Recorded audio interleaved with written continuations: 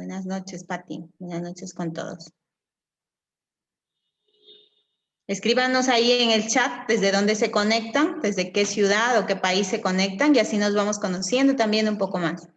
Vamos a esperar 2 minutos y empezamos.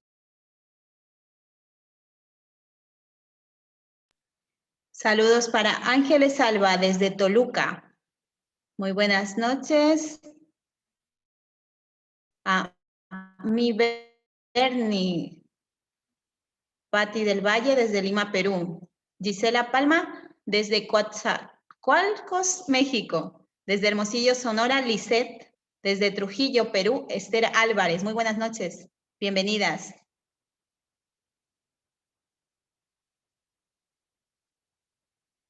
Desde Coacalco, México, Rosalío. Muy buenas noches. Tony Ochoa desde Cuenca, Ecuador.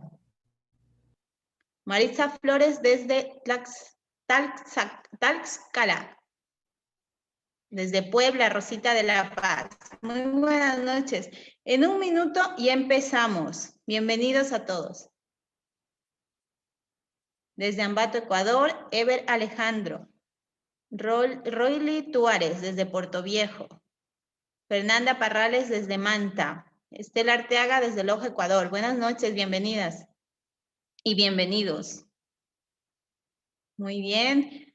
Estamos listos. Yo creo que vamos a empezar ya. Vamos a esperar un minutito.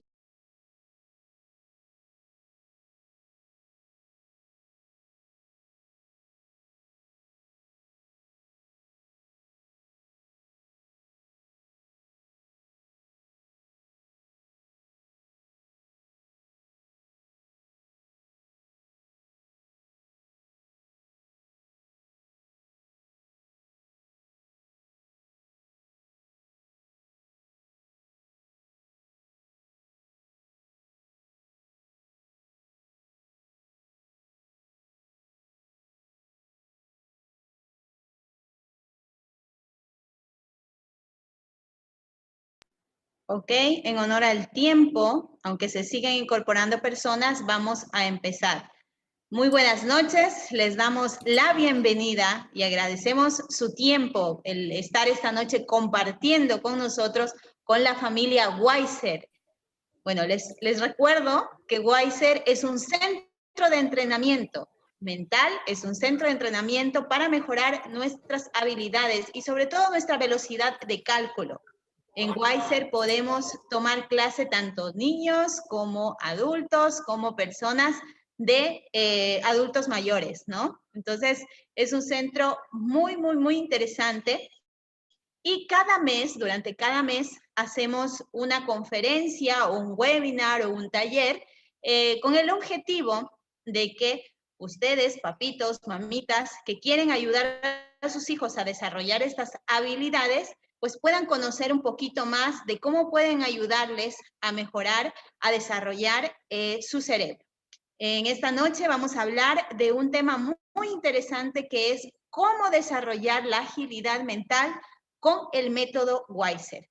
Y para acompañarnos en esta conferencia, vamos a tener en este taller, porque va a ser interactivo, por lo tanto, sí les pido que nos vayan escribiendo sus preguntas, nos vayan escribiendo sus inquietudes ahí en el chat. Les damos la bienvenida desde todas partes del mundo que se van conectando. Y vayan escribiendo sus inquietudes, sus preguntas, no tengan vergüenza, sino todo lo contrario, tómense el tiempo que necesiten, escríbanos e iremos comentando durante esta conferencia. Bueno, la persona que nos acompaña el día de hoy es Gabriel Paredes Chávez.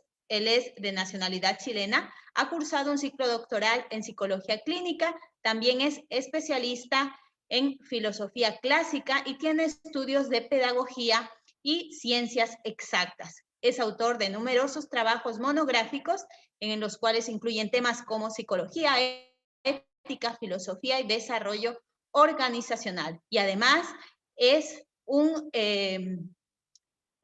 de nuestros asesores, de nuestros especialistas que nos ayudan dentro de lo que es el programa de Weiser. ¿Ok?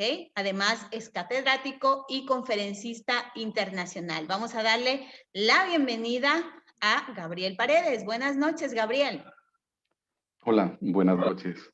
Muchas gracias, Adriana, y a Wiser Learning Center, nuestro anfitrión, que nos ha permitido y nos permitirá reunirnos esta noche y compartir sobre un tema que creo que nos apasiona a todos en cualquier momento de la vida, que son nuestros hijos, sobrinos, nietos, es decir, las nuevas generaciones. Es eso a lo que se dedica Wiser, y para ello ha convocado un grupo de profesionales especialistas en diferentes áreas para lograr desarrollar un proyecto, que es el que vamos a presentar esta noche. Yo formo parte de este grupo de consultores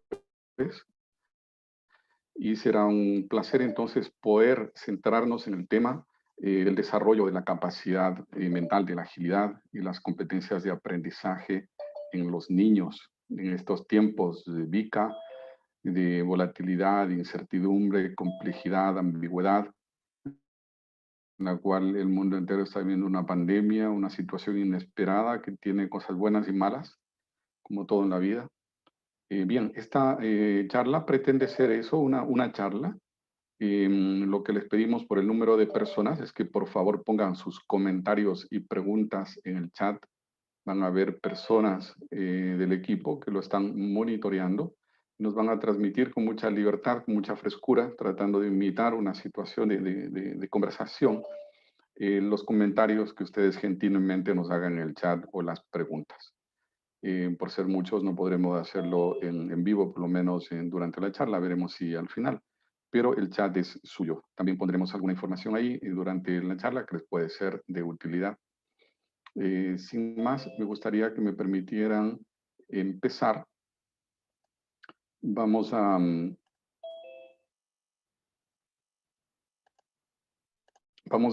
mencionar,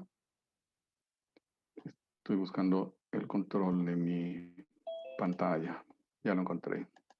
Bien, vamos a mencionar que tenemos una temática que pretendemos desarrollar en el transcurso de esta hora. No es una clase académica universidad, nada más distante de la realidad, así que vamos a desarrollar el ritmo que ustedes gentilmente nos permitan. Si no terminamos el tema, pues estoy seguro que habrá nuevas posibilidades de encuentros que como amigos, junto a un tema de interés común, nos darán la oportunidad de compartir. Así que bueno, vamos a hablar básicamente de neurociencias, es el objetivo de ahora. Hablaremos del cómo está estructurado el cerebro, su integración, la importancia del refuerzo, la hiperconectividad. Son como los grandes temas que nos hemos propuesto. Recordamos entonces que todas las preguntas son bienvenidas en el chat.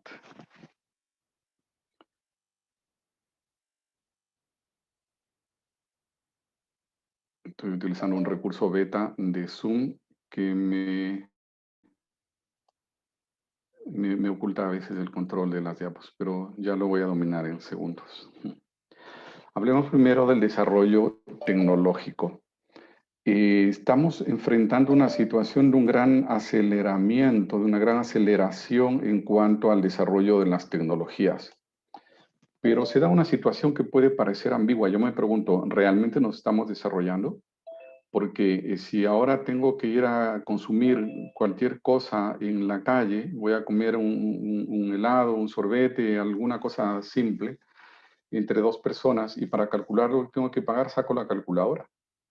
Entonces yo me pregunto, ¿nos estamos desarrollando? Y sin embargo, llevamos en el bolsillo una tecnología de electrónica e informática que es realmente una locura, eso lo sabemos todos.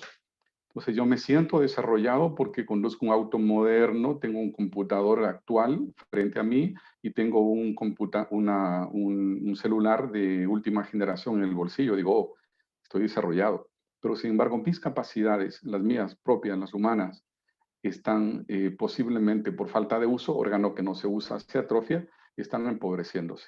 Un ejemplo sencillo, si quiero ir más rápido, me pongo una bicicleta con dos ruedas. Quiero ir más rápido, pongo ruedas más grandes y un motor, es una moto, una motocicleta. Quiero ir más rápido, le pongo 4 ruedas y un motor más grande, es un vehículo. Quiero ir más rápido, un motor más grande y le pongo alas y es un avión. Pero sin embargo, yo cada vez más sedentario, con problemas de obesidad, con problemas de hipertensión, con problemas de colesterol por culpa del sedentarismo. Entonces yo me pregunto, ¿me estoy desarrollando? En realidad, hay quienes dicen que estamos proyectando la responsabilidad del desarrollo sobre la materia. Es la materia la que se está desarrollando, no la condición humana. Por eso Freud decía que el ser humano es un ser deficitario, con mucho déficit, con prótesis, es decir, aparatos de la tecnología que sustituyen la función natural. Eso es una prótesis, como una dentadura postiza, como, como unos muletos, como una silla de ruedas, o como un sistema de audición o los propios lentes, son prótesis, son cosas externas al ser humano. Entonces, esta paradoja nos lleva a que hay que tener cuidado, porque la tecnología se ha desarrollado tanto, pero el ser humano, sin embargo, cada vez está más empobrecido en sus capacidades y se plantea una situación dramática. Vivimos una situación compleja, más aún ahora con COVID. Muchos millones de personas han perdido el empleo, nuestros ingresos en general, masiva y globalmente han disminuido, cada vez mundos más competitivos, más personas con menos edad y más títulos que yo están dispuestos a hacer lo mismo por menos. Es una situación compleja, pero debemos pensar que los niños van a heredar un mundo bastante más complejo que el que nosotros hemos vivido. Sea cual sea nuestra edad, basta con que seamos adultos y estemos asistiendo a esta charla, pensemos que todo niño que veamos, sobrino, nieto, vecino, etcétera, caminando por la calle, va a vivir un mundo bastante más complejo que el que nosotros vivimos y sin embargo con menos capacidades. Porque ese niño que se pasa muchas horas de sus días frente a una pantalla es un niño que va a tener menos capacidades de cálculo, menos capacidad de comprensión lectora, menos capacidad lingüística, menos capacidad de leer el mundo, menos capacidad de entenderse a sí mismo.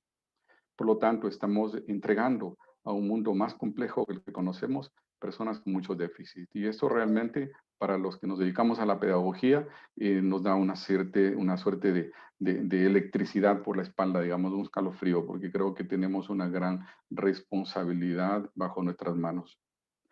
Entonces, los niños adolecen de hiperconectividad, ¿no es cierto? Y normalmente un padre que después de tener un día muy ajetreado, intenso, como todos, son tiempos difíciles, ya lo sabemos, llega muy agotado a su casa y dice, no, estoy muy cansado, mira, déjame descansar, toma todo mi celular para que juegues. Lo hace con la mayor ingenuidad, incluso hasta podríamos decir en algún momento con buena intención.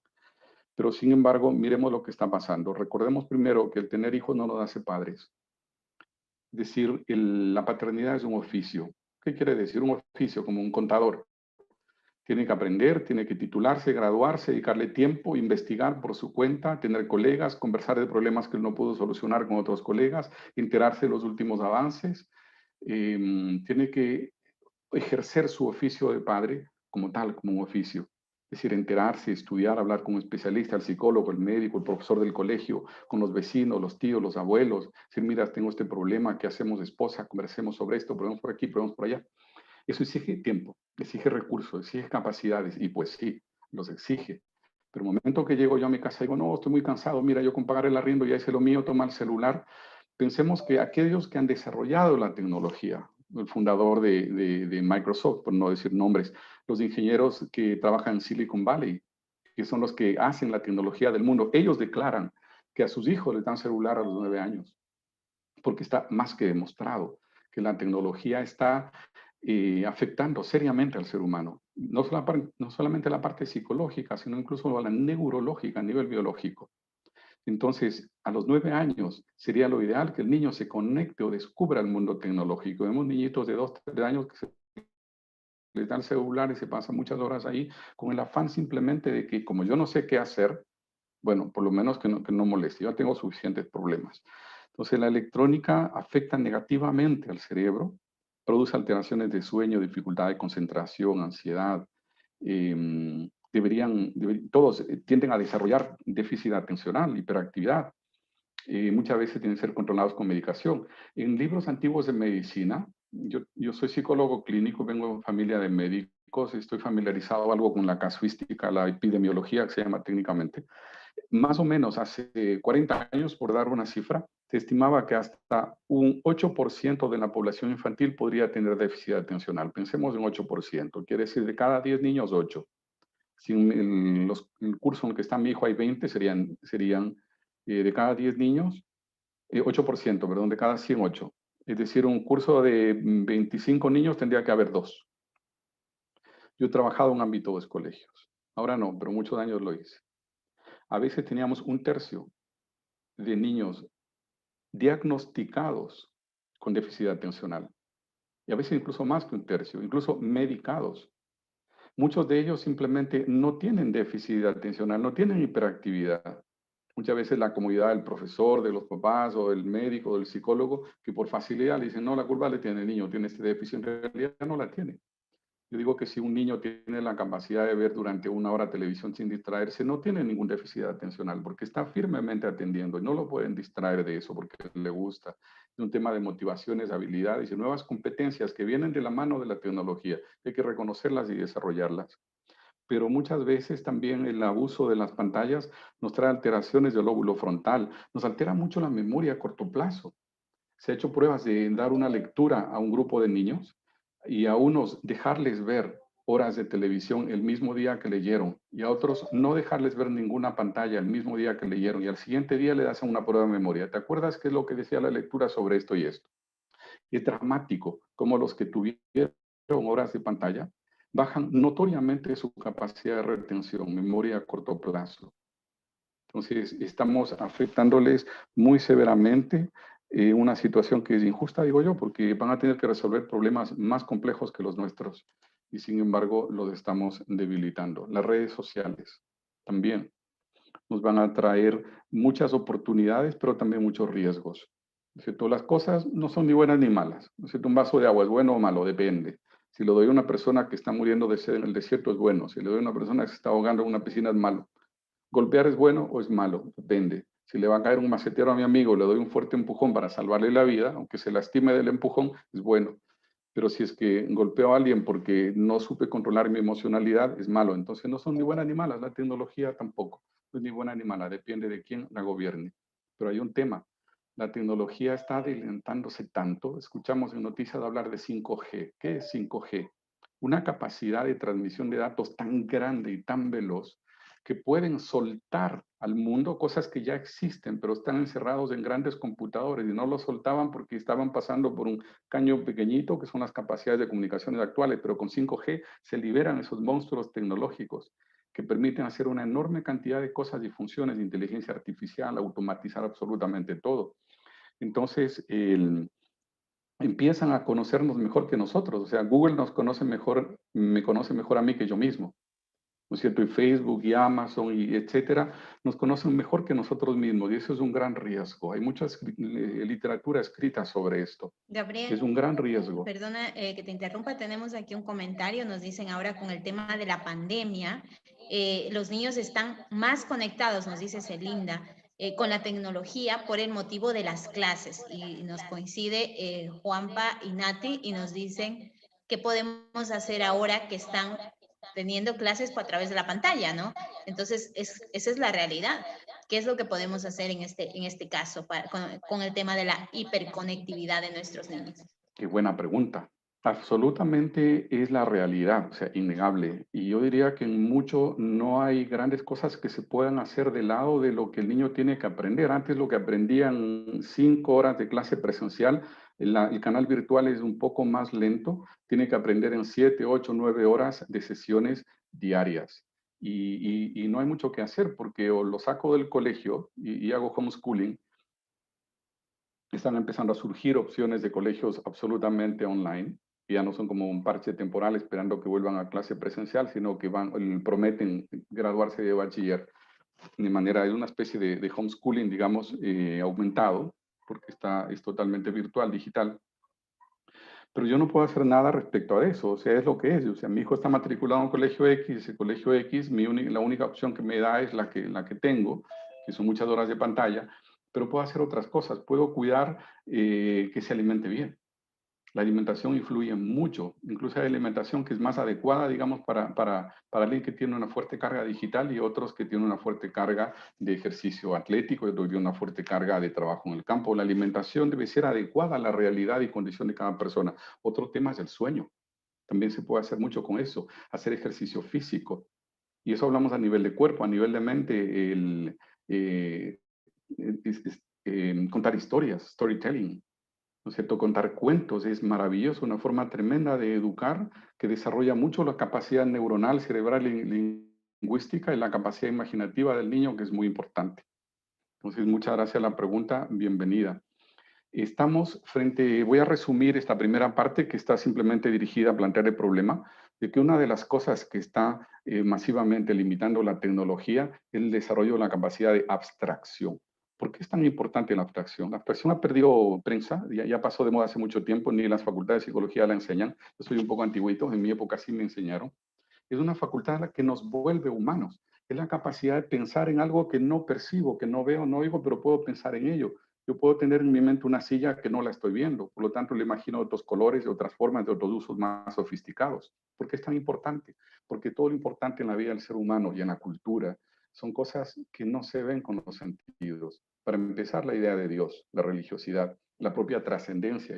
Tengo que imaginar lo que puedo llegar a ser, no lo puedo percibir lo que voy a llegar a hacer, lo tengo que imaginar. La creatividad, el emprendimiento, la capacidad de cálculo, la imaginación, los valores. Yo no veo la justicia, la belleza, la templanza caminando por la calle. Son abstractos. ¿No es cierto? La belleza es un abstracto, el sentido estético. Casi todo lo que nos hace humanos son abstractos. El momento que se limita la capacidad de abstracción, estamos limitando al propio ser humano en sus aspectos más esenciales y eso es grave y lo está logrando la tecnología.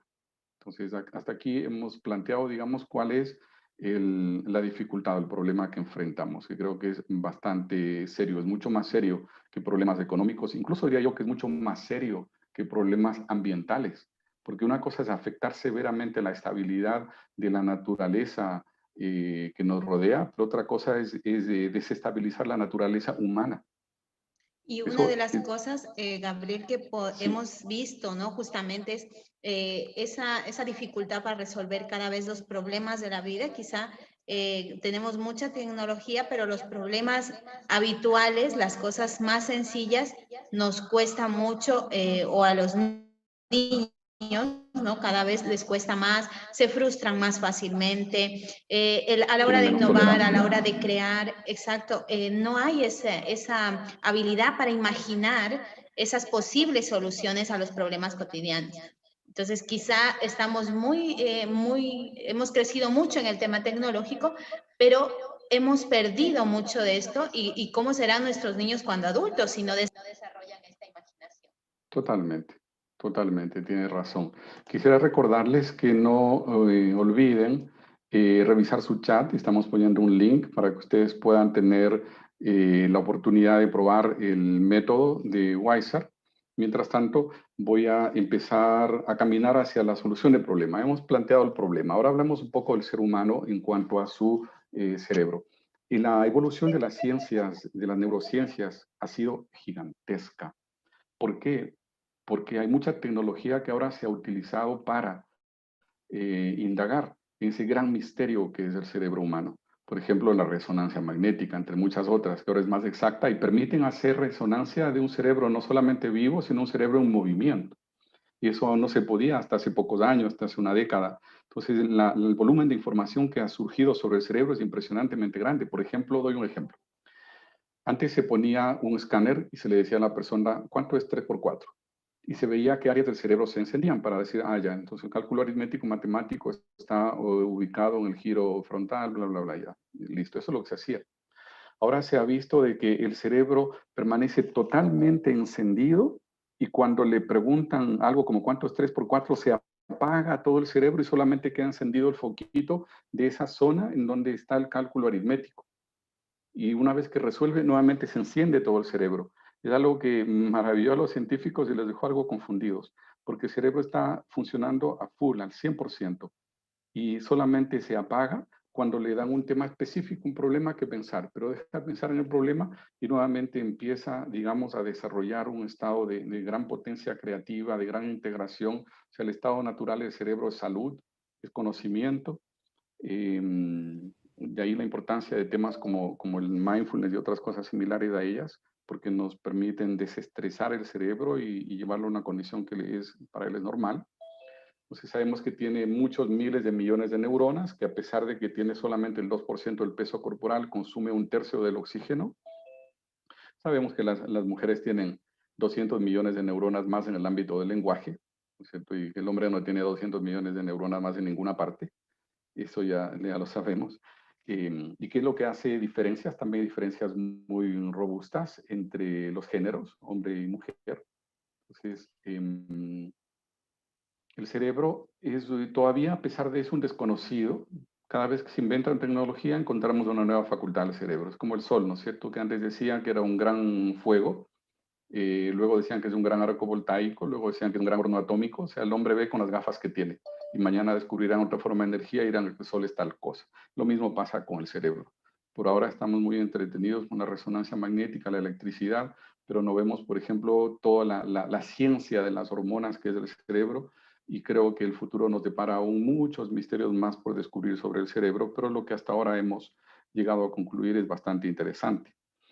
El cerebro del niño se conoce mucho menos que el adulto, porque simplemente para hacer la resonancia debe quedarse uno quieto, y es muy difícil a un niño tenerlo quieto durante 30, 40 minutos, una hora en el equipo de resonancia. Tienen básicamente dos tipos de células, las gliales, que es sustancia blanca, que sí se reproducen, ojo, es importante, y las células grises, que son las neuronas, que no se reproducen. Nos morimos con las que hemos nacido. Entonces,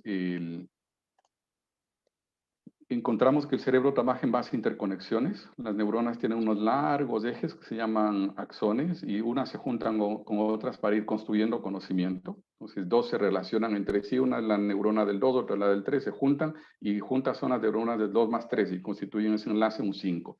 Y así va construyéndose el edificio conceptual. Ese tema de los enlaces o sinapsis es muy importante en el cerebro. Aquí vemos la evolución de la sinapsis. El recién nacido no es que tenga cero, no somos tabula rasa total. Tenemos algunos enlaces, pero va creciendo al mes, miren, mucho más, 10 veces más. A los 9 meses, 100 veces más. A los 2 años es increíble la cantidad de sinapsis construido. Nuestra velocidad de aprendizaje en los primeros años es gigantesca. Por eso no debemos desaprovechar oportunidades, entregándolas, por ejemplo, a la que el niño juegue con el celular, cuando podemos aprovechar para fomentar estas sinapsis. Y aquí un dato importante, miren que el adulto tiene menos sinapsis que el niño a los 2 años. Porque así como van evolucionando las sinapsis, también existe otro fenómeno que se llama la poda sináptica. Hay una suerte de principio de economía de recursos, ¿no? Se hace sinapsis para ahorrar tiempo. ¿A qué me refiero? Me preguntan cuánto es 1 más 2. Busco la neurona del 1, busco la neurona del 2, y ese proceso es lento. Y construyo. Los dos suman 3. Entonces, y una vez que termina el estímulo, que es la pregunta, cada neurona se va para su casita, vuelve a la casa. Al siguiente día vuelve a preguntarlo y repite el ejercicio, pero se demora menos por el entrenamiento de ayer. Si le pregunto todos los días, el cerebro va a decir, ajá, esto es importante, lo voy a conservar, y lo suelda con mielina y se queda ya conservado para siempre esa sinapsis. Esto es por economía de recursos, para no tener que calcular todos los días. Es como aprender a lavarse los dientes todos los días. Entonces, mejor genero el hábito, ya no tengo que aprender todos los días, lo voy a recordar. Exactamente lo mismo hace el cerebro. Para no estar todos los días calculando, lo voy a memorizar. Y ahí surge el tema de la sinapsis. Pero también es al revés. Cuando dejo de utilizar sinapsis que ya no son útiles, se eliminan. Esto se le llama poda y obedece al mismo principio de economía de recursos. Ah, no la usas, ok, borremos. Esto me puede servir para otra cosa. Es la poda sináptica. Así que si no lo aprovechamos, también disminuye la capacidad de aprendizaje con el tiempo desde la perspectiva neuronal. Tenemos 500 billones de sinapsis la posibilidad de 500 billones de sinapsis en el cerebro. Este es mucho, pero mucho más grande que cualquier computador que se haya inventado jamás. De hecho, ahora hay pruebas que están tratando de hacer discos duros biológicos, ¿no es cierto? Porque la capacidad de la naturaleza es mucho más allá de la tecnología inventada por el ser humano. Entonces, la capacidad que tenemos de guardar información es infinita. Tendríamos que pasarnos leyendo sin parar, ni comer, ni dormir durante 500 años, un montón de libros, para decir que nos acerquemos a la capacidad, a mi memoria de recordar todo eso que estoy leyendo. Entonces, nuestra capacidad de aprendizaje es importante. Hay que entrenarla. Hay que entrenarla, hay que utilizarla. Gabriel, tenemos una pregunta antes de continuar. Con gusto. Nos dicen, he escuchado que hay, dice mi Bernie 1008, he escuchado que hay algunos factores que matan las neuronas. ¿Qué tan cierto es esto? Sí, claro, por supuesto. Los psicotrópicos, algunos fármacos, existen radiación.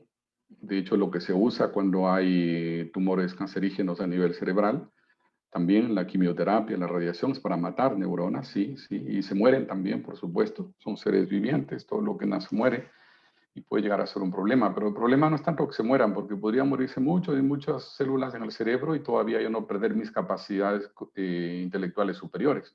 El problema es no usarlas, el problema es no desarrollarlas. Eso sí es un problema un poco más real y cercano, porque eso lo vivimos todos. Gracias la pregunta. Si nos ayudan, por favor, con la encuesta. Ok, vamos a realizar una encuesta. Tenemos 100 personas ahora. Generalmente cuando hacemos estos conversatorios, estos talleres, es un poco interactivo, ¿no? Entonces necesitamos que ustedes también nos ayuden rellenando una encuesta. A ver, ¿dónde la tenemos a la encuesta? Ya está puesta. Ah, ya está puesta. Podemos leerla, si nos ayudas a Diana. Ya la están respondiendo. Ok. Dice, Lo que pasa es que yo no la veo. dice, ¿qué porcentaje de su capacidad cerebral considera que usa? Hay segmentos de 80 a 100, de 50 a 80, de 20 a 50, menos de 20. Y la otra pregunta es, ¿considera que está en edad de expandir al máximo sus capacidades innatas? Dice sí y no.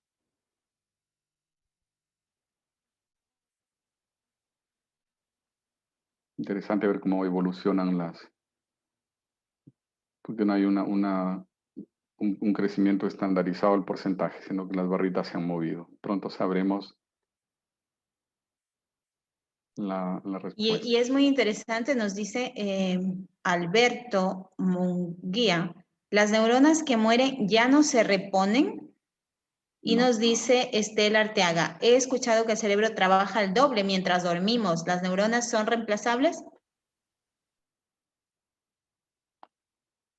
No, no son reemplazables. Las únicas que sí se reproducen y se pueden reemplazar son las gliales, pero las neuronas no. Vamos a ver las respuestas. Dice, ¿qué porcentaje de su capacidad cerebral considera que usa? La respuesta más nutrida es del 50 al 80%. Un tercio de las personas opinan eso.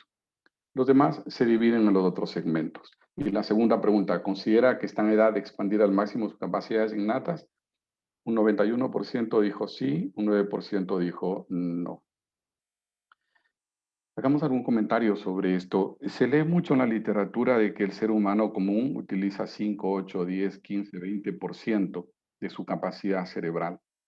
¿En qué se basa eso? En que realmente las capacidades son tan grandes que podríamos expandirnos o crecer de manera mucho más allá de la sospechada en nuestras capacidades. Pero yo digo, si la naturaleza no hace nada que no sea necesario, si me hizo con una cabeza tan grande, posiblemente es porque esta sirve para algo, algo está haciendo, en algo está trabajando. Es un poco como si todos nosotros, digamos, imaginémonos que hay 20 personas en una sala y los 20 son neuronas y forman parte de un cerebro. De pronto alguien viene con una instrucción. Muchachos, saquen esta silla al corredor, afuera de la sala. Y todos con muy buena voluntad, uno empieza a jalar una pata, otro la otra, otro se sienta encima, todos con intención de sacarla, uno quiere sacarla por la ventana, el otro qué sé yo. Después de casi una lucha campal, todos agotados, la silla posiblemente maltrecha, dañada, es posible que termine en cualquier parte, menos en el corredor. Entonces yo digo, lo que faltó ahí es coordinación. Si todos estuviéramos trabajando en la misma meta y completamente de acuerdo y comunicados, la sacaríamos con una fracción de tiempo, una fracción de energía, un instante, y la silla íntegra y todos muy relajados y tendríamos energía para hacer otras cosas. Eso es lo que pasa en nuestro cerebro. Digo que la cultura nos ha heredado una suerte de esquizofrenia porque pensamos una cosa, sentimos otra, decimos otra distinta y terminamos haciendo una completamente diferente. Nos comportamos de una manera en la calle, en otra en el mall, otra en la discoteca, otra en mi casa, otra en el jardín, porque somos personas fragmentadas fragmentadas. Y es eso justamente lo que está pasando. Nuestro cerebro trabaja más que al 100%, trabaja horas extras, está sobreexigido. Lo que pasa es que la resultante es débil porque nos contradecimos. Uno de los desafíos con el cerebro está justamente en integrar. Tenemos que aprender a integrar. Eso es muy, pero muy importante. Ahí vamos a encontrar la posibilidad de tener grandes oportunidades de desarrollo. Permítanme compartirles un pequeño video que es muy, muy corto.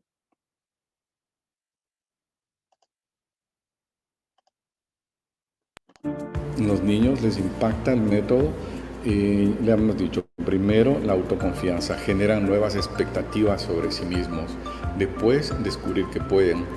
Y el cambio de interacción con sus compañeros es distinto. Los compañeros ahora les piden ayuda, antes les hacían bullying. Entonces, trabajar en el tema motivacional de los niños es muy importante. Los desafíos que se les plantean no tienen que ser tan altos como para que lo frustren, ni tan bajos como para que lo aburran. Y mantenerlos siempre motivados hacia un tema que les lleva a descubrir sus propias capacidades y descubrir que además les resulta fácil y cómodo. Entonces, mejorar la autoconfianza de los niños es fundamental. Trabajamos con elementos sutiles, competencias transversales, enseñamos a los niños a respirar, algunas técnicas de mindfulness, de psicocentralización, para que los niños puedan manejar mejor su tema de déficit atencional. Hay un exceso de diagnóstico y de medicación porque resulta cómodo. Antes que trabajar en desarrollar al niño, mejor lo tengo tranquilito y ya. Entonces nos preocupa mucho esta situación que se está dando con los niños y nos gusta muchísimo haber sido invitados por un colegio de vanguardia, Colegio Bilingüe Cuscatlán, para que podamos implementar nuestro sistema, que es absolutamente complementario a cualquier programa escolar. El tema es que nuestro método es, podríamos decir, como una autopista sin semáforo y sin límite de velocidad. Es decir, el niño va a la velocidad que le agrada, va a sus anchas y no experimenta limitaciones. Esto hace que sea un método totalmente individualizado. Bien, gracias. Excelente, Gabriel. Sí, justamente tenemos algunas preguntas en este momento y creo que una de las cosas del método es eso, ¿no? Que deja que el niño sea quien desarrolle sus capacidades, que sea el niño quien se enfrente a sus propios retos, como has dicho tú, que no sea demasiado para que se frustre, ni tan ligero para que se aburra, ¿no? Entonces, voy a leerte algunas de las preguntas que tenemos acá. Nos dice Estela Arteaga, ¿hasta qué edad hay reproducción en las neuronas y hasta qué edad hay conexiones? Las neuronas no se reproducen. Eso es categórico, a ninguna edad. Con las que nacemos se quedan. O sea, durante la gestación se reproducen, pero al momento del nacimiento ya no. Y las conexiones toda la vida. Es decir, todo lo que sabemos, sentimos y hacemos, en el fondo, es una red de conexiones neuronales. El lenguaje es un edificio construido en base a tejidos neuronales. Mi conocimiento de la matemática también. Cualquier área del conocimiento humano constituye una red compleja de sinapsis, de tejidos neuronales. Nos preguntan también, Ángeles Alba, ¿cómo sé el porcentaje de capacidad cerebral que uso y si hay algo para medirlo? No por una razón muy simple, no sabemos y porque tenemos que saber cuál es el total. O sea, si yo sé que el total es 3 metros y yo he llegado a 1, sé que estoy al 30%. Entonces, siempre medir es comparar algo con algo. Pero como no sabemos cuál es la potencia total absoluta de la capacidad humana, entonces no podemos estimar un porcentaje. No sé, digamos que los grandes genios, los grandes sabios, los grandes maestros de la humanidad, podríamos estimar que estamos como en una parte del camino, pero no existe una medición universal para eso. Perdona, Gabriel, parece que pasó algo con tu micrófono, se te escucha bajito. Hace un tema de la conexión. todo el tiempo o a veces? Ahora empezó, no sé qué pasó. Ahora empezó, se bajó. Debe ser la conexión. Bien. Un gusto. Si encuentras preguntas ahí Mucho reiteradas mejor. o que abonen al tema, Sí, tenemos... encantado. Y si no, las respondemos luego por el chat. Ok, continuemos. Ya. El cerebro tiene básicamente tres mundos. El más primitivo, que es el reptiliano, es común con los reptiles. Luego hay otro, un poco más moderno, que es el límbico, tiene que ver con la emoción. Luego el neo, que significa nuevo, córtex, corteza nueva, tiene que ver con el desarrollo del raciocinio. Y el neocórtex en el ser humano ocupa el 85% de su totalidad. Y entonces el reptiliano tiene que ver con la parte instintiva, miedo, hambre, ira, instintos en general, y viene absolutamente programado genéticamente, muy poco que hacer con él. El límbico tiene que ver con las emociones, con la experiencia, la motivación, y el neocórtex con el pensamiento, el lenguaje, la razón, la imaginación.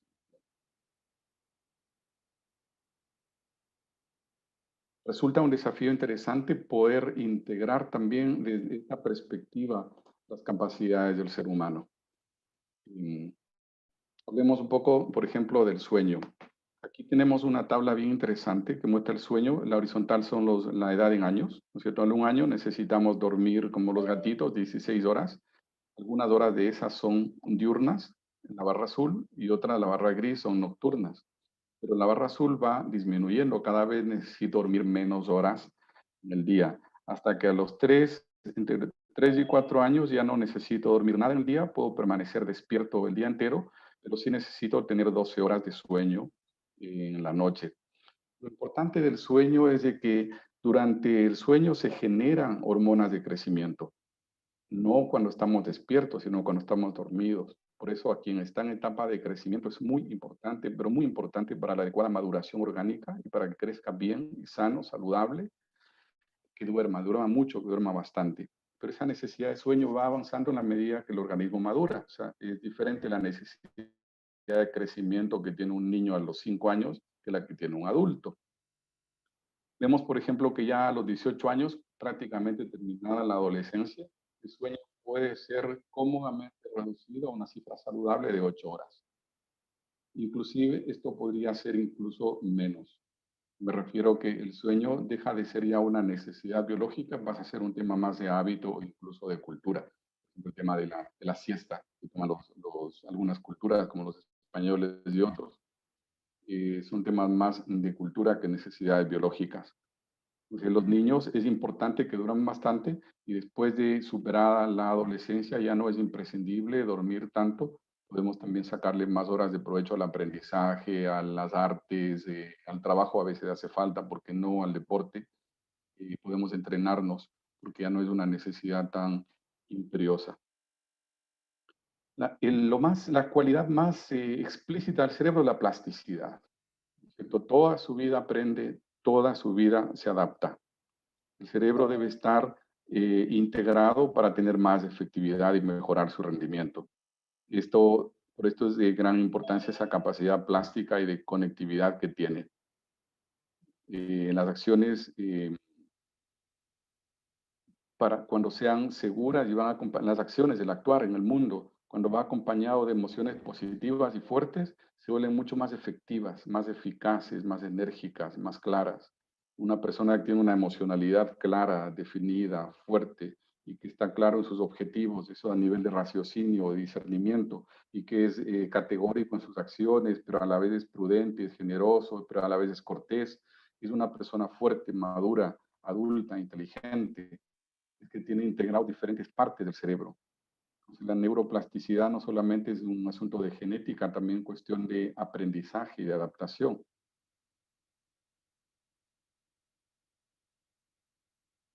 Esto nos lo han demostrado, por ejemplo, en los estudios que se ha hecho sobre monjes, ¿no? En el ámbito del mindfulness. Algo que influye muchísimo al cerebro es, a esto le llaman el efecto Pigmalión, son las expectativas. Cuando yo le digo a un niño, tú no eres bueno para las matemáticas, yo tampoco lo era, ¿no es cierto? No vas a poder, si mi hijo se agota fácilmente, lo he escuchado tantas veces y me da una pena, Dice, no, mijo, eso no puede, si él no se concentra, si él no va a servir para ingeniero, no sirve para esas cosas. Para el niño no existe la humanidad, para el niño existen las personas que son significativas para él. Para el niño la humanidad es su papá, su mamá, sus tíos, sus abuelitos y un par de vecinos o compañeros de la universidad, se acabó. Si las personas que solamente existen para él y que son las que realmente le importan porque son las significativas, lo van a calificar, lo van a poner una etiqueta, un membrete, que tú no sabes hacer esto, ¿cuál va a ser el resultado?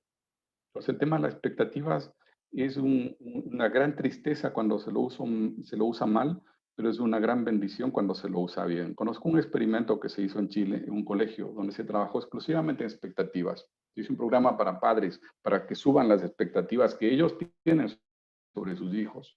Un programa para los niños, para que suban las expectativas sobre sí mismos. Un programa para profesores, para que también trabajen sobre las expectativas. Y resulta que un colegio, sin hacer ninguna otra cosa, no les dieron más computadoras, no les dieron más profesores, no les dieron más horas de clase, no cambiaron los materiales de estudio, nada. Sin embargo, sus resultados académicos se dispararon. Voy a ser uno de los mejores colegios de Chile. Entonces, el efecto Pigmalión es cuando yo digo, pienso algo malo de una persona, esa persona lo siente. Y esto se estudiaba mucho a nivel de ciencia, ¿no es cierto? Cuando tenemos una creencia negativa o débil sobre alguna otra persona, posiblemente eso va a afectarle seriamente. Hay un científico norteamericano de nombre McClellan que dividió a una clase en dos, elegidos al azar. Unos estaban en un grupo y otros en otra. Y a la una le dijo que era brillante, sin importar el rendimiento que habían obtenido en sus exámenes o en sus tareas. Dijo que eran brillantes, que eran los mejores. Y a la otra mitad le dijeron que no, mira, sus resultados son malos, ignorando sus resultados reales de los exámenes. Simplemente era un decir. Resulta que aquellos a los cuales les alabó y les dijo eran súper buenos, qué sé yo, mejoraron tremendamente su rendimiento. Y aquellos que teniendo buenas notas, les tocó en el grupo en el cual debían ser desmotivados, y no, mira, si mejor dígate otra cosa, la verdad que necesitas mucha ayuda, a ver si consigues ayuda por fuera, que alguien te explique esto porque tú entiendes poco.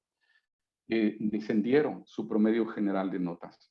Esto es las expectativas, o sea, qué importante el trabajo que yo puedo hacer con mi hijo, simplemente diciéndole, aun cuando sea una mentira blanca, si lo estás haciendo muy bien, tú eres excelente, o sea, puede ser mucho mejor, pero me gusta tu trabajo, te has esforzado mucho y mira los frutos, cómo estás aprendiendo, qué bueno eres, porque eso va a determinar cosas a largo plazo, mis hijos.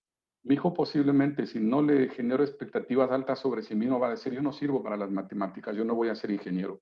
En cambio, si le digo, tú eres muy bueno, va a decir, voy a ser ingeniero, voy a construir aviones. Y posiblemente lo logrará con todo lo que viene de la mano de un desarrollo profesional exitoso, ¿no es cierto? Me refiero a que tendrá buen sueldo, tendrá buen contexto cultural, podrá elegir con libertad muchas cosas en su vida y todo a partir de algo tan sencillo, tan pequeño, tan humilde como es trabajar las expectativas que yo tengo sobre mi hijo, permitir que él también genere mejores expectativas sobre sí mismo. Es fundamental. Y esto va de la mano con las emociones. Las emociones controlan la razón, mucho más que la razón controla las emociones. El poder de la razón no es la fuerza. No se trata simplemente de aguantarse la emoción. La emoción tiene que ser entendida, tiene que ser canalizada. La frustración, el estrés, la ansiedad, la decepción, la tristeza, la ira, que son todas cosas naturales. O sea, cuando uno se dice, yo no quisiera estar nunca triste, eso no existe. Todo el mundo se pone triste alguna vez en la vida y nadie la inventó. La tristeza no la inventó nadie, no es fruto de la cultura, es fruto de la naturaleza, nos viene por ser seres humanos. Lo que pasa es de que en la antigüedad, en Egipto, Grecia, Roma, China, había un dios, una divinidad de la tristeza. ¿Por qué? Porque era una fuerza de la naturaleza y cumplía una función. La de la tristeza, dicen que es prima de la melancolía, es algo que nos lleva hacia adentro, es la capacidad de sumirnos de nuestro mundo interior. Es algo que me permite mirarme por dentro y conocerme. Y eso puede ser algo muy bueno, puede ser algo muy grato y es sobre todo necesario. Cuando no queremos conocernos por dentro y la naturaleza se va hacia adentro, es que viene este disgusto, esta tristeza, este no entender para qué sirve, no lo quiero, yo quiero estar afuera en la vida, en la fiesta, quiero estar así, pero sin embargo los tentáculos de mis sentidos se recogen, ¿cierto? Y esa contradicción es lo que me hace sentir la parte fea, desagradable de la tristeza. Pero la tristeza es, hey, ya no es de día, es de noche. Tienes que mirar las estrellas. O sea, cuando uno está meditabundo, cuando uno está melancólico, dice, ¿quién soy? ¿Qué voy a hacer en mi vida? ¿Qué voy a estudiar? ¿Cuántos hijos voy a tener? ¿Cómo les voy a llamar? ¿Con quién me voy a casar? Y entonces reflexiona de cosas a largo plazo en su vida. Las estrellas siempre han servido para orientar a los caminantes, una brújula, y es importante estar orientado en la vida. Si no estoy orientado en la vida, pues estar yendo a 100 kilómetros por hora, pero en sentido contrario.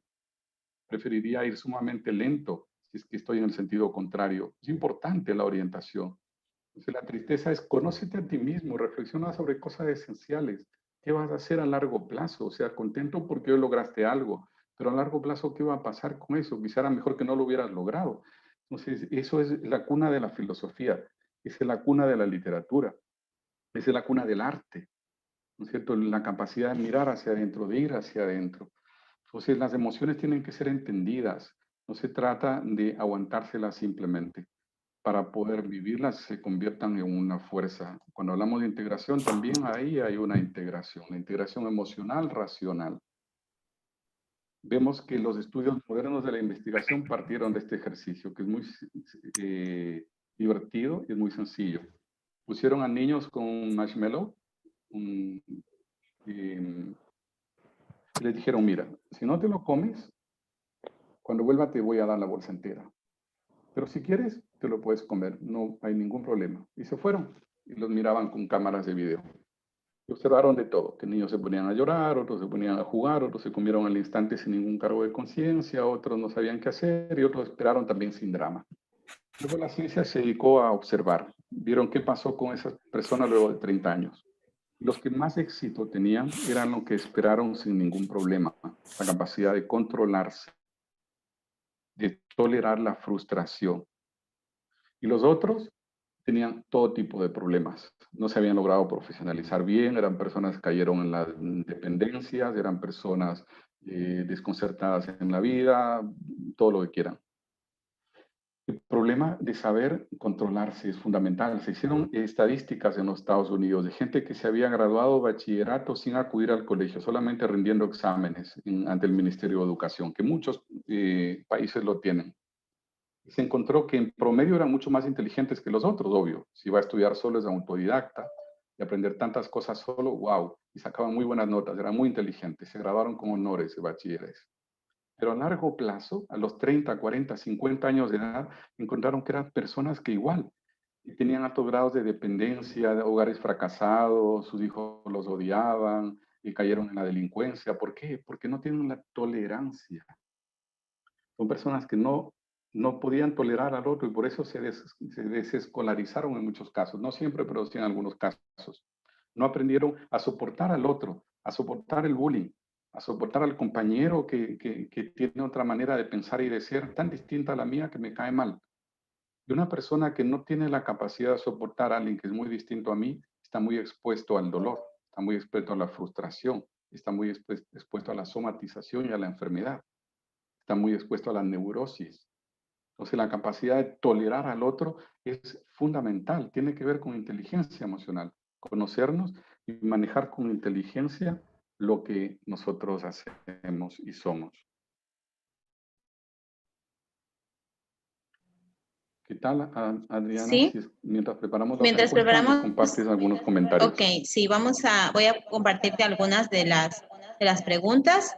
Nos dice Denise Nat, en el caso de los niños de entre 11 años a más, para padres, ¿qué hacemos los padres para que mejoren sus capacidades? Y una muy parecida nos dice Ángeles Alba, ¿cómo podemos desarrollar al máximo nuestras capacidades cerebrales? Por otro lado, David Farinango nos dice, ¿cómo impacta el juego en el desarrollo cerebral? Y también nos dice Tania, ¿cómo aplicar este desarrollo al neurocórtex? El juego es fundamental, la narración de cuentos es fundamental porque llevan al desarrollo lingüístico. La manera de entrenar está en las bases de lo que hemos reflexionado, investigado y y experimentado nuestro método. Un entrenamiento diario, una gimnasia. Cuando yo quiero ganar las Olimpiadas, entreno todos los días. Dejo entrenar un día, pierdo una semana de esfuerzos. Dejo entrenar una semana, pierdo un mes de esfuerzos. Y siempre, ojo, entreno en fácil. Si yo quiero saltar sobre 2 metros, no me doy contra una pared de 2 metros de altura, me lastimo. No digo, ¿cuándo puedo saltar? Yo, 50 centímetros, ok, voy a saltar 50. Pero voy a mejorar velocidad, estilo, precisión, fuerza, potencia. Y cuando domine todo eso, aumento 1 centímetro más. Ya salto no 50, sino 51. Eso es lo que descubrimos y lo implementamos en nuestro método pedagógico. Nosotros entrenamos en lo que el niño domina. Hay niños que vienen acá, adolescentes, o muchas veces también tenemos alumnos que están en ingeniería en la universidad. Dicen, mire, quiero estudiar cálculo, álgebra. Ok, en el colegio te están enseñando álgebra. Por eso quiero que le ayude a mi hijo con sus clases de álgebra. Muy bien, quisiera hacerle una prueba. Y resulta que si bien el chico de 15, 16 años está estudiando en álgebra, se equivoca en sumas de un dígito. Se equivoca en restas de 2 dígitos. La mitad de las multiplicaciones las hizo mal. Digo, señora, su hijo no tiene problema de álgebra, su hijo tiene problema en aritmética, ¿no es cierto? Y es verdad, los aviones se caen no porque los grandes cálculos, porque eso lo hacen genios y computadoras, los aviones se caen por las pequeñas cosas. Entonces nosotros decidimos, después de 10 años de experiencia y de más de 600 casos de éxito que hemos tenido, y teníamos que empezar prácticamente de cero, casi sin importar la edad. Lo que varía es que el niño o el adulto o el usuario que contrata con nosotros, cuando domina un tema lo pasa así, pero si no lo domina, necesita entrenarse. Y lo que vamos a hacer es este ejercicio neuronal.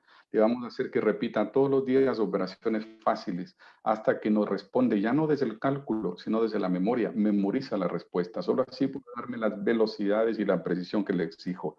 Y ahí vamos construyendo una base sólida. Entonces, es un entrenamiento. No hay nada más parecido al atletismo que el desarrollo del cerebro, desde la perspectiva neuronal. Hay que utilizar los mismos principios, la misma forma. Y el entrenamiento, la buena noticia, es corta. Nuestros usuarios trabajan apenas 15 minutos al día. Nosotros no nos ocupamos de entretener a los niños, porque 15 minutos se puede exigir a cualquiera sin experimentar agotamiento. Nosotros le damos entrenamiento neuronal y luego puede ir a hacer otra cosa que lo divierta, lo entretenga. Pero los resultados son increíbles. A la vuelta de un corto tiempo, un par de meses, empiezan no solamente a alcanzar su grado escolar con comodidad, desaparece el estrés, se desinfla el estrés porque sin esfuerzo mejora masivamente sus notas casi en cualquier asignatura, porque no solamente está practicando aritmética, está practicando capacidad de cálculo, concentración, atención, memoria, hábitos de estudio y sobre todo la capacidad de abstracción que le va a desarrollar también de manera lingüística. Por eso a nuestros niños avanzados les damos también desarrollo lingüístico, que es muy, pero muy importante. Bien, quisiera que nos ayuden el equipo técnico con la encuesta. Ok, vamos a hacer una nueva encuesta. Nos dicen, tenemos aquí algunas inquietudes de la gente. Me dice, ¿qué pasa si dice que no le gusta la matemática? Eso me parece bien interesante. Si el niño dice, no me gusta la matemática, directamente, no me gusta. No hay persona mala para la matemática. Lo único que ha habido es mal profesor o mal método. Y eso es taxativo, o sea, no encuentro excepción. Unos quizá aprenden más rápido, otros más lento, pero hemos niños con repitencia de año, hemos visto niños con déficit, hemos visto niños de todas las condiciones que han llegado a ser los mejores de la escuela, del colegio, campeones regionales de cálculo mental. Hemos demostrado en la práctica de que no hay personas malas para las matemáticas. Lo que pasa es que ese no me gusta, que es emocional, no es racional, no tiene nada que ver con su capacidad de razonamiento, sino que es emocional, quiere decir que estuvo asociado a una experiencia negativa. A eso los psicólogos le llamamos trauma. Pues a mí no me gusta la sopa que tiene zanahoria. Y nada tiene que ver con la zanahoria. Tiene que ver con estar asociado a una experiencia negativa. Mi papá, cuando tenía que estudiar matemáticas, me exigía mucho, me hablaba mal, me torturaba, y yo sentía que necesitaba ayuda, y en lugar de ayudarme, me hicieron tener malas experiencias, por supuesto, la detesto. Pero eso no tiene que ver con la matemática en sí. La matemática es imprescindible, aun cuando yo vaya a estudiar lo que sea, botánica o jardinería, necesito la matemática, es lo que me permite leer el mundo, tener sentido de la proporción. Aparte que la matemática, en el fondo, es una disculpa. Es la sopa, es la cuchara con la cual se toma la sopa de la abstracción. Es la vía que me permite, la vía magna, la vía regia, que me permite desarrollar la capacidad de abstracción. Y si no me voy a dedicar a temas matemáticos, no importa, pero la abstracción la necesito, es vital, es fundamental. Tiene que ver con mi condición humana. Necesito tener la capacidad de moverme bien en el mundo de la abstracción. ¿Me ayudas Es muy con la...? interesante, Gabriel. Para las personas que todavía no se descargaron el ebook, pueden solicitarlo a través de vía WhatsApp o vía Messenger. Allí está todo esta conferencia un poco más detallada, un poco más explicada, para que ustedes puedan seguirlo, pues escudriñando un poquito más este tema. Nos dice Noelia Yaya Rivadeneira, dice, los docentes, ¿cómo podríamos ayudar a los niños para que desarrollen su agilidad mental? Actualmente nosotras las maestras con las clases virtuales ya no podemos interactuar mucho con ellos. Particularmente intento que todos participen, pero he tenido dificultades en la comprensión lectora de mis chicos. ¿Qué nos puedes decir, Gabriel? A los maestros quisiera hacerles una reflexión. Me gustaría que lo reflexionen y lo piensen conmigo. Si yo le digo a un niño, le muestro un video, mira, así se nada. Y le digo, ¿entendiste? Sí, ok, ¿sabes nadar? Muy bien. Ahora lánzate al agua y nada. ¿Qué va a pasar? Si le digo, mira, este es un video de cómo se conduce un vehículo. ¿Entendiste? Sí, ok, toma la llave, anda a la farmacia y cómprame mascarillas. ¿Qué va a pasar? Posiblemente ese niño se ahogue o colisione en su vehículo. Hay una diferencia entre informar y formar. Habitualmente, en la educación institucionalizada, le llamo yo, normalmente estamos centrados en informar. O sea, tú no sabes cuánto es 1 más 1, no, ok, yo te voy a enseñar. ¿Entendiste? Sí, ahora vamos con el 1 más 2. Pero ahí lo que estamos haciendo es informando, no formando. El desarrollo de capacidades, que es lo que más nos interesa, y hay algunas experiencias que están ya migrando de una educación como la normal, digamos, la habitual, hacia un desarrollo real de capacidades. ¿Qué capacidades necesito a futuro? Y debo centrarme en esas capacidades. Eso es una forma distinta de hacer las cosas. Tengo que asegurarme que se desarrollen ciertas competencias, ¿cierto? Y para ello me sirve más la experiencia, como decía, del atletismo, que es un sistema de entrenamiento más que solamente de información. Por eso Weiser se decidió hacer un sistema de entrenamiento. Tú ya sabes sumar, ok, pero te voy a hacer sumar a una velocidad que no tenías idea que podías. ¿Sabes multiplicar? Vas a ser el mejor multiplicador del mundo. Y vas a hacer en los exámenes de diagnóstico de entrada, encontramos que un niño hace 15 ejercicios y se equivoca en la mitad y tarda 20 minutos en resolverlos. Después de unos meses de entrenamiento con nosotros, hace 100 ejercicios, no se equivoca ni una sola vez y lo hace en una fracción de tiempo. Entonces estamos desarrollando capacidades. Su capacidad le va a durar toda la vida. La información le va a durar hasta que se olvide, que normalmente son muy pocos días. Algunos de nosotros quisiera que nos pregunten lo que nos enseñaron para ser bachilleres. Que nos digan, no sé, capitales del mundo, que nos digan cómo hacer un factoreo, cómo resolver una ecuación, cómo sacar una raíz cuadrada. Y posiblemente vamos a fallar, nos olvidaron, nos hemos olvidado, porque hemos sido informados, no formados. Realmente, ¿qué capacidades quedan desarrolladas una persona que se gradúa de bachiller? Un poco de lectura, aunque somos analfabetos funcionales porque no leemos ni el periódico, pero por lo menos sabemos leer. Dicen que somos analfabetos, pero no lo somos porque no leemos. Capacidad de cálculo bajita. Con frecuencia, la mayoría, nosotros 99% de los adultos, tenemos problemas con cálculo aritmético. No se diga con otro tipo de cálculos. Y son competencias básicas para el desarrollo profesional y personal de casi cualquier ámbito de la vida.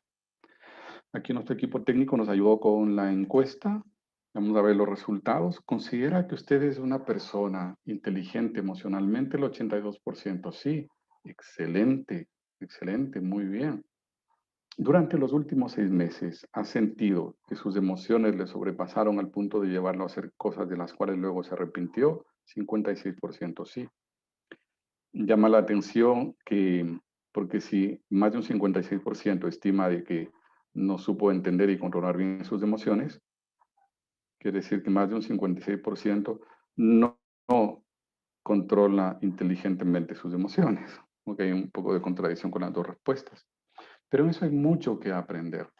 Eso hay mucho que aprender. Yo creo que más o menos entender y medianamente manejar nuestras emociones, podría decir que nos llevan a tener una vida bien vivida. Casi todas las situaciones graves, importantes, de extrema felicidad o extrema tristeza en nuestra vida, es por asuntos emocionales.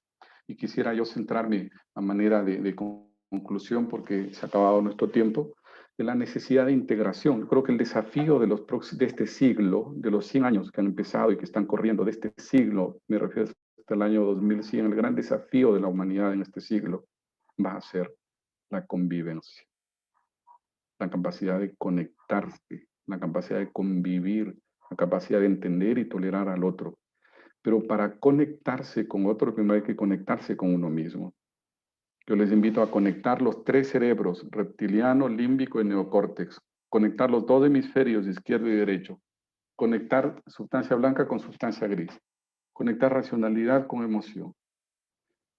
Es fundamental. Y esta conexión interna, neurológica, emocional y psicológica nos va a permitir entonces poder conectarnos con las otras personas y lograr esa gran meta de todos, que no es el bienestar, porque el bienestar es material, la comodidad, el confort es material, sino lograr la convivencia, que es la clave de la felicidad. Excelente, Gabriel. Muchísimas gracias.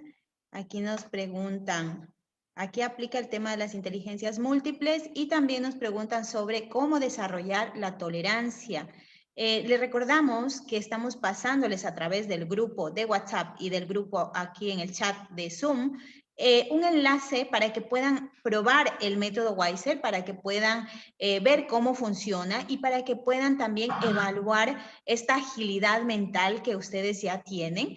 Y nos dice también el cerebro límbico, nos dice, son las emociones y el reptil es el que toma las decisiones basadas en el límbico. Bueno, no sé si quieres agregar algo más, Gabriel. Como les decía, a las personas que nos han acompañado hasta ahora les pasaremos el enlace del ebook para que puedan tener esta información más detallada.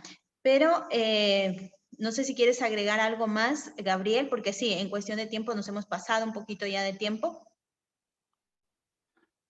Sí, solamente pasar un pequeño videíto a manera de conclusión que dura un minuto y fracción. Excelente. Los niños les impacta el método, le hemos dicho, primero la autoconfianza, generan nuevas expectativas sobre sí mismos, después descubrir que pueden. Y el cambio de interacción con sus compañeros es distinto. Los compañeros ahora les piden ayuda, antes les hacían bullying. Entonces, trabajar en el tema motivacional de los niños es muy importante. Los desafíos que se les plantean no tienen que ser tan altos como para que lo frustren, ni tan bajos como para que lo aburran. Y mantenerlos siempre motivados hacia un tema que les lleva a descubrir sus propias capacidades y descubrir que además les resulta fácil y cómodo.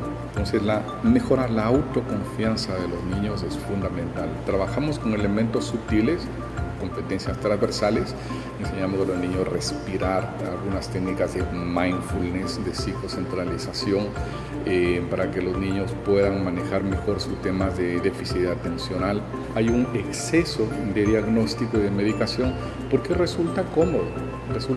Antes que trabajar en desarrollar al niño, mejor lo tengo tranquilito y ya.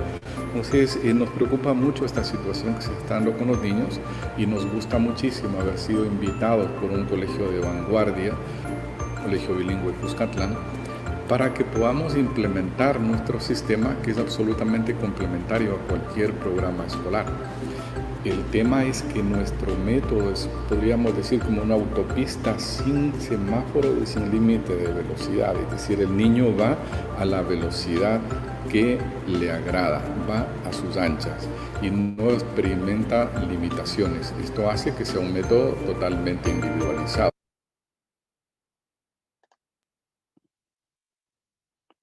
Y ya.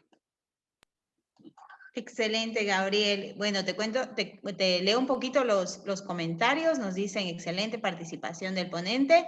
Gracias por compartir el conocimiento. El tema es muy importante. Nos dicen si puedes decir algo sobre la tolerancia. No sé si nos tomamos 2 minutitos y terminamos ahí 10 justo. ¿Quieres agregar algo sobre el tema de cómo desarrollar esta tolerancia? Sí, yo creo que la tolerancia es un tema un poco confuso porque si yo le digo a alguien, yo te tolero, no estoy diciendo algo bueno. Estoy diciendo, me aguanto, me caes mal, pero me aguanto y a ver hasta cuándo me aguanto. Yo creo que es más importante decir, yo te comprendo. Y casi es antagónico, antitético. O sea, si yo te tolero es porque no te comprendo. O sea, te estoy aguantando, te soporto. Pero eso no es como decir te amo. Es completamente distinto. Cuando a una persona yo la amo, no tengo que tolerarla, no tengo que soportarla.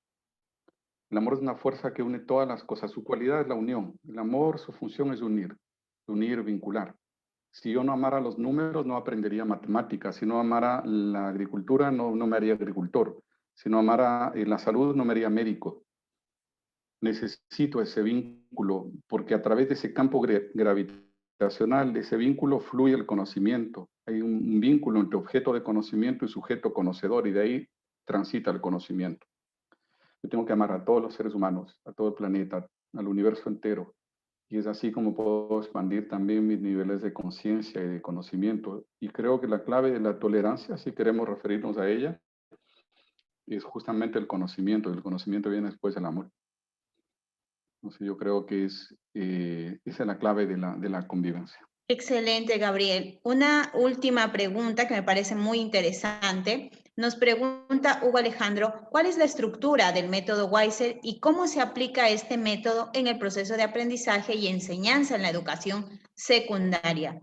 Me parece que es muy interesante hablar de esa estructura del método Weiser. Bueno, es una gimnasia neuronal que se hace con dos elementos. Una es matemática, cálculo matemático, y otra es el desarrollo lingüístico. La pandemia nos hizo un regalo, como a todos. Nos obligó a ser absolutamente digitales, ya lo somos. Pero no es una app, sino que se alternan sesiones con una plataforma digital y un entrenamiento vía Zoom con pedagogos expertos que mediante un entrenamiento de 15 minutos diarios hacen que los niños desarrollen altas capacidades lingüísticas y de cálculo, además de concentración, atención, memoria, hábitos de estudio, etc. El resultado es que mejoran masivamente su rendimiento escolar, luego superan 2 y 3 años su nivel escolar, mientras sus compañeritos están sumando +1, nuestros niños están en álgebra. Y por supuesto hacen niños que son mucho más sociables, con menos estrés, eso ya lo hemos dicho. Esa es la estructura de trabajo de Weiser. Y como somos digitales, estamos en condiciones de atender en cualquier país, sin fronteras. Nos preguntan también si hay todavía sesiones presenciales en El Salvador. Les comento también a los participantes que estamos pasando un enlace a través del chat y a través del grupo de WhatsApp con una sesión para que puedan ver desde dentro lo que es el método Weiser. Solamente tienen que darle clic al enlace y registrarse en métodoweiser.com/acelera tu cerebro con el método Weiser. Es una sesión gratuita, solamente deben registrarse y nos pondremos en contacto para ayudarles a conocer más de este método. En cuanto a las sesiones presenciales en El Salvador, Gabriel. No tenemos ya sesiones presenciales en El Salvador. Excelente. Bueno, pasamos todos al mundo digital, así que tenemos que irnos también acoplando a este mundo digital. Y eso también nos abre nuevas oportunidades. Dice, en esa sesión gratuita puede estar mi niño. Claro, justamente una de las cosas que siempre nos preguntan, Gabriel, es si el método es solo para niños o pueden hacerlo también adultos. Mayoritariamente se inscriben niños por obvias razones, están en edad escolar. Pero también tenemos universitarios o gente que quiere estudiar un diplomado y hace mucho tiempo no se ha actualizado y quiere desarrollar sus capacidades. También incluso tenemos, y con mucho éxito diría yo, adultos mayores, porque nuestro método, como desarrolla a nivel neurológico, previene también el deterioro por la edad. Entonces, el método funciona entonces prácticamente en cualquier edad, sin duda. Ok. Otra cosa, Gabriel, aclararon que no es una plataforma, es decir, el método Weiser no es un software o algo que usted va a entrar y ya se acabó. es un sistema de trabajo que usa una plataforma, usa también lo que es conferencias, reuniones a través de Zoom. No sé si podías explicarnos un poquito más sobre esto. Sí, hay una plataforma que es digitalizada que permite que el niño tenga su entrenamiento, pero también tienen sesiones periódicas con pedagogas especializadas para recibir asistencia sobre algunos temas puntuales según va avanzando en el programa de desarrollo. Vi una pregunta interesante de que cómo si manejamos temas de Asperger, síndromes. No somos especialistas en ningún tipo de síndrome. Sin embargo, en la experiencia hemos visto que algunos síndromes han reaccionado muy, pero muy bien a nuestro método. En particular, uno de ellos de Asperger y déficits también nos ha ido muy bien con TDAH.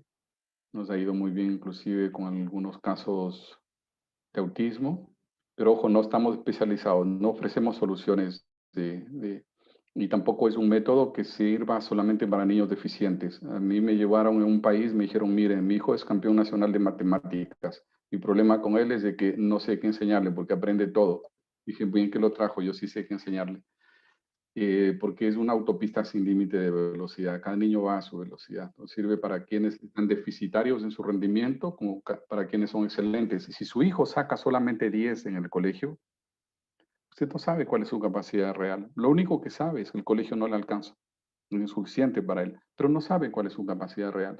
A veces niños con problemas de conducta, a veces niños con bajo rendimiento escolar, no son nada más que síntomas de genialidad.